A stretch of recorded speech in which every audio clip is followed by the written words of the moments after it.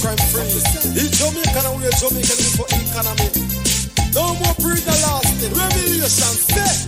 It's a Wednesday, and so we get help with understanding what's happening in the world of agriculture. We call it AgroBuzz, and today we're talking about the amphibious excavator purchased by the National Irrigation Commission. Let me tell you, farmers and residents in the upper and lower Black River morass are breathing a sigh of relief because of this amphibious excavator, and there's really a good response. So we want to know more about this state-of-the-art amphibious excavator. And so we got on the phone Rohan Stewart. He's Director of Engineering and Technical Services at the NIC. Welcome, Mr. Stewart. How you do? I am very well, Paul, and good morning. Thank you for having me. Good morning, and thank you for agreeing to talk to us this morning. What is an amphibious excavator? Okay, an amphibious excavator is really an excavator. Most people know an excavator, but it has some pontoons attached to it, which allows it to be able to go into soft terrain and water, some depth of about 12 feet or about 4 meters. Hold on. It has pontoons? What that?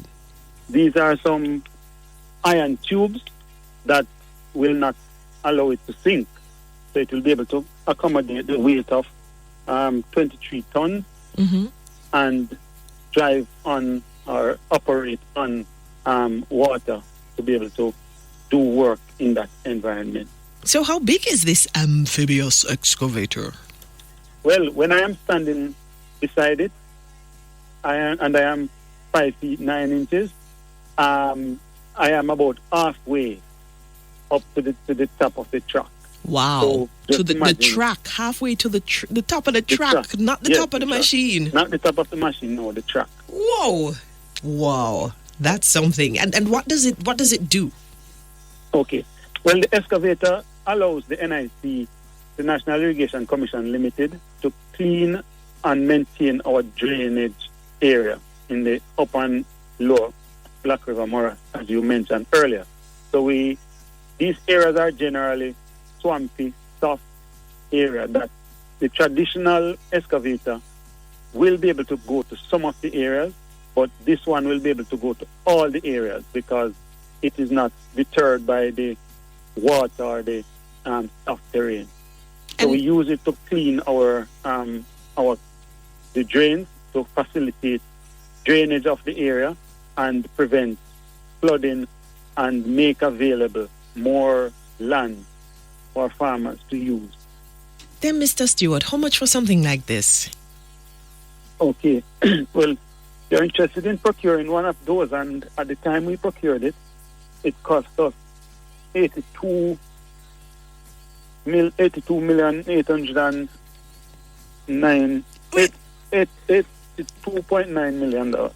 Hold on, let me sit down. Hold on. How much for the excavator, sir? $82.9 million. Whoa. So, if it's clearing drains and it cost $82.9 million, what kind of impact is it having in terms of numbers of people that are impacted, farmers? The return on that investment is coming up how? Okay, well, so far we have the area that we serve, it covers approximately 20 communities. So in that area, we'll probably be talking about 100,000 persons who are impacted when we are able to maintain these drains. Wow. So the impact is far-reaching. Since we have started utilizing it, and just for the listeners, we actually have a regular excavator with an extended boom. This one has an extended boom. The regular excavator have about 30 feet reach, but this one, we're talking about 51 feet. What's the boom? Reach. That arm-like structure that reach out to scoop.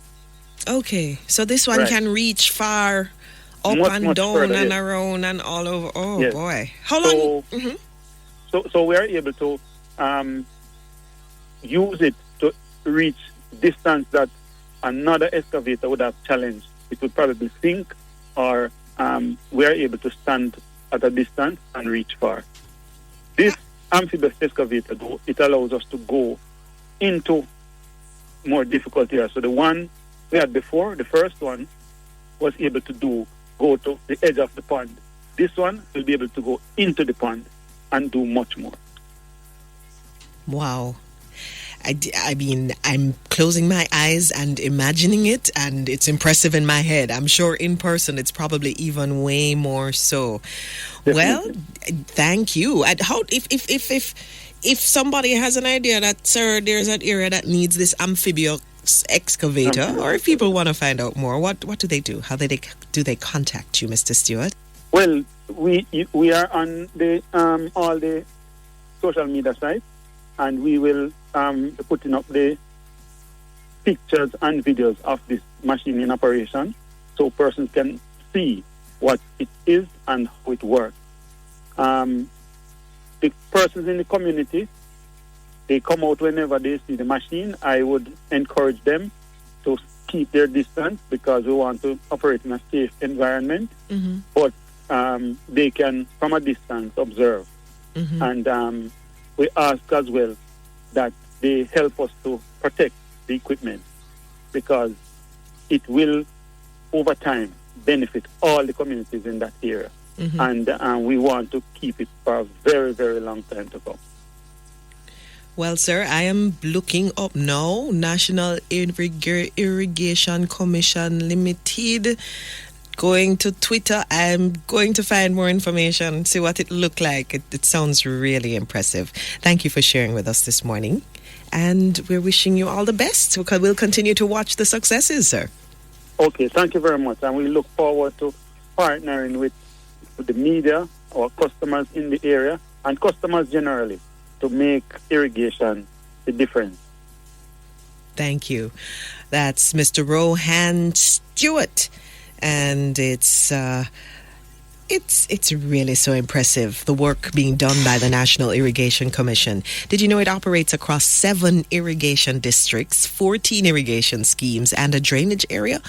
They provide service to about 2,873 farmers, as well as industrial users in the eastern, central, and western regions of the island.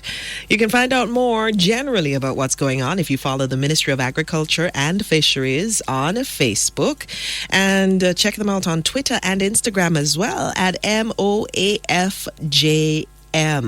And this has been AgroBuzz. By the way, National Irrigation Commission itself on Twitter. Join us again next week. Keep safe. AgroBuzz.